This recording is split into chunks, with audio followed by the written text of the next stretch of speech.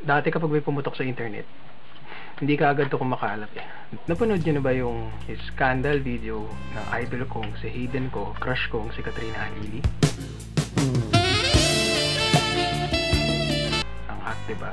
Ngayon, noong 2009, pumutok ang kanilang scandal na 2 linggo, mainit ang mata ng taong bayan sa scandal.